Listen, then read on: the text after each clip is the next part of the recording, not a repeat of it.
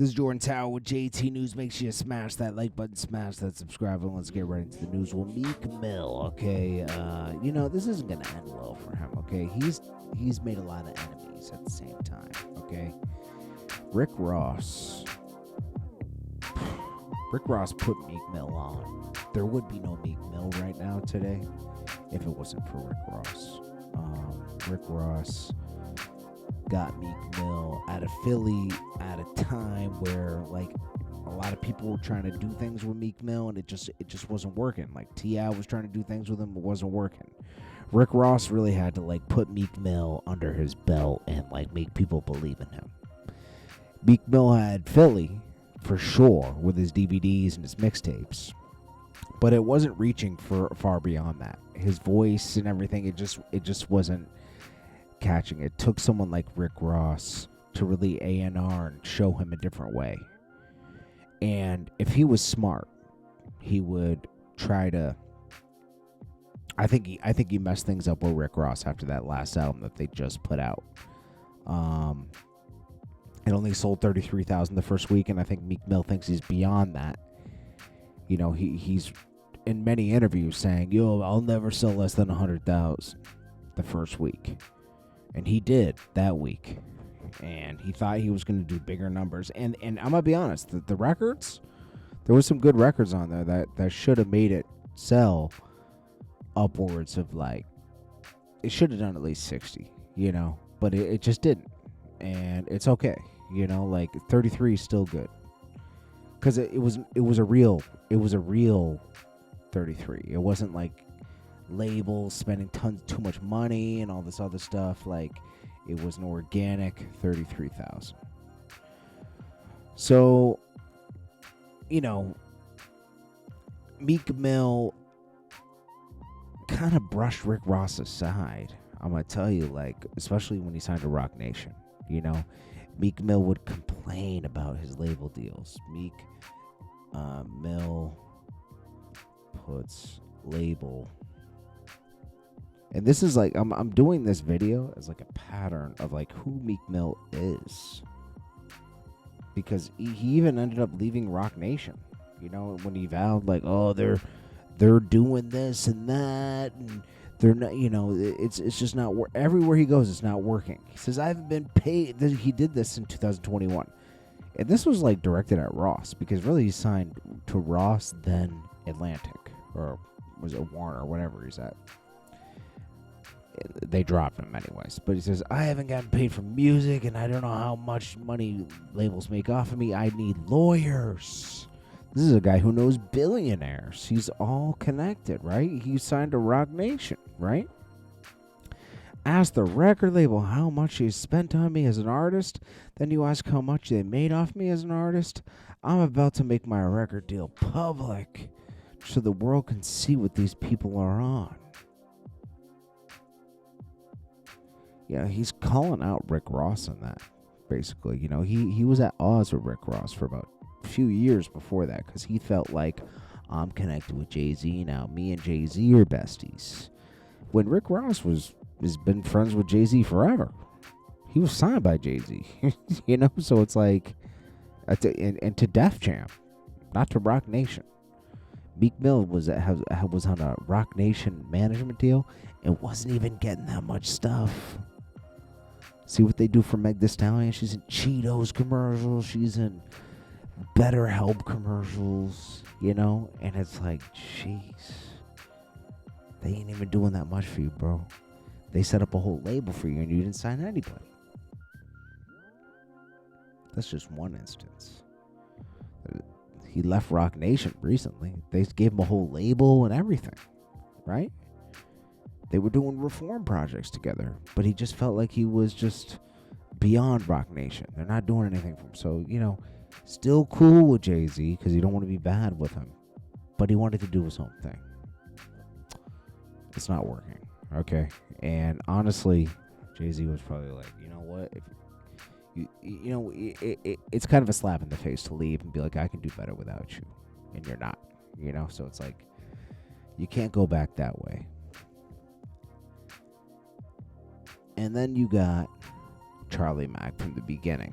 Charlie Mack helped Meek Mill get his rise in Philly. He put up money behind Meek Mill and helped him with, the beginning mixtapes and DVDs and funded a lot of that stuff.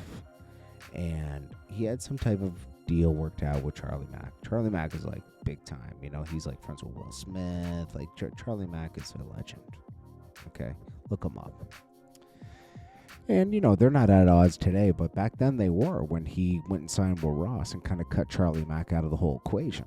Like he wouldn't have been able to sign to Ross. He wouldn't have had no motion in his city if it wasn't for Charlie Mack. So signing to Rick Ross, he should have included Charlie Mack in something, but he didn't. He moved on without him and left him in the dust. And Charlie Mack is Charlie Mack. He's going to be fine without Meek Mill, but, it's kind of a slap in the face at the same time, This is a pattern with Meek Mill. And then we have the infamous Drake. Meek Mill and Drake forged a relationship in the beginning, around 2011. And Meek Mill was selling a lot because Drake was on every one of Meek's albums, right? He was on Amen, the first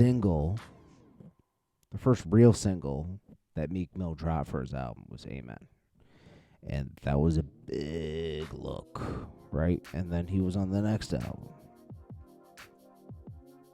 I forget what was this track he did on the next album?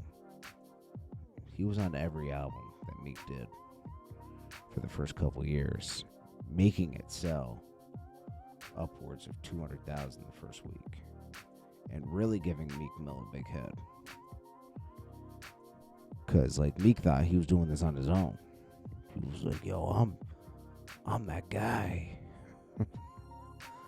I am that guy, man. Nobody can tell me anything."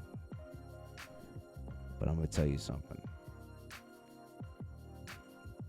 You don't want to stop things that are helping everything work,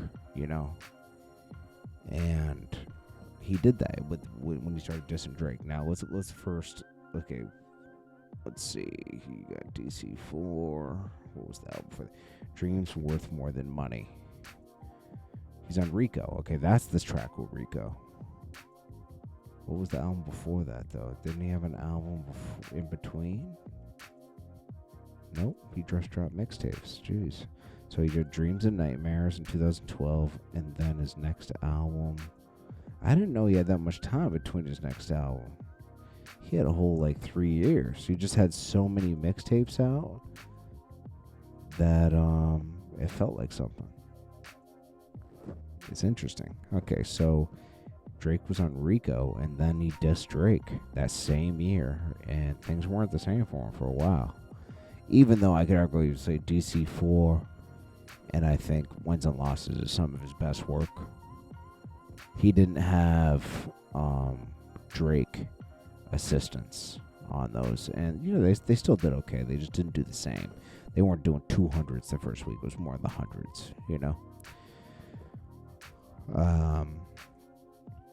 But he decided to diss Drake, man, and that was a bad move. And then he even had beef with Game after that and a bunch of people. But I remember he said, "Stop comparing Drake to me. He don't write his own raps. That's why he ain't tweet my album." It's like, bro. And this was all over a fight with Nicki. Dean from Dream Chasers, who he fell out with too. He falls out with tons of Dream Chasers and people that he's trying to sign, right? He just does them dirty. If it wants to be upset at Drake, that Drake made a great album, go for it. Get mad all day. I can tell he wrote that one though. Then Drake just destroyed him, bro. He did Charged Up, which was like a teaser, seeing if Meek will come out and try to diss Drake. Didn't. He was too busy on tour with this girl. He said, "I'm on tour making money with my girl." Drake isn't on tour, right?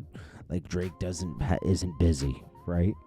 He thought he was bigger than the program, and he was quickly humbled because he got some information from DJ Drama and thought that he had enough to go against Drake, and he didn't.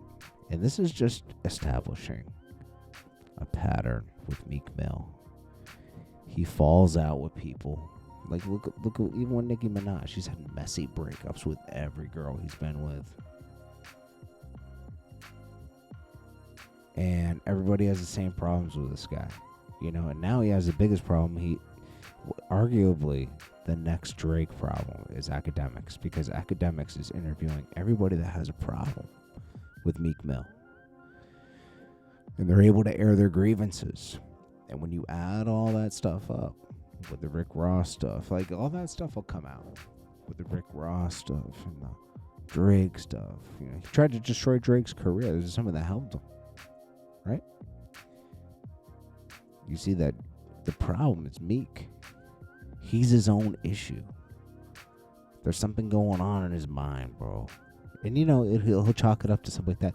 Oh, I'm traumatized, something like that. But honestly, bro, some people are good people and some people are bad people. I'm not saying he's all the way bad. He does do good for people. He gives back to his hood. But he's just not a great friend, bro. He's somebody that will backstab you. Or someone that will be swayed by his own ego. His own ego will destroy him. Like it destroys a lot of people. If you don't have your ego in check, it'll destroy you. Rick Ross is a person that has his ego in check. 50 Cent kind of does too, because he doesn't go against all of his friends and destroy his relationships.